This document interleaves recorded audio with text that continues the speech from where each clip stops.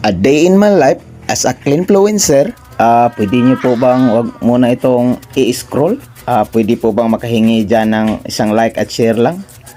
Ako nga po pala si Boss Loy, isang komedyante at isang cleanfluencer na rin mga ka-idol dito sa Mountain Barangay of Cebu City. Siguro mga ka-idol dito na magtatapos yung content natin ng mga patawa at mag-focus na lang as a cleanfluencer. Hindi ito gaya-gaya mga ka-idol, kundi ginusto ko talaga ito. At hindi rin ito basta content lang mga ka-idol, dahil nakakatulong din tayo sa ating inang kalikasan.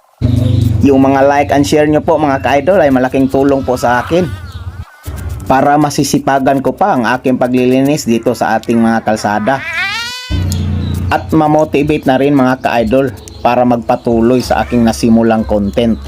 Hindi man tayo makatulong sa ibang bagay mga ka-idol tulad ng pagbibigay ng pira at pagkain, pero at least mga ka-idol nakakatulong tayo sa ating komunidad at masiguro na rin ang maayos at ligtas na daanan para sa ating lahat. Thank you for watching mga ka-idol.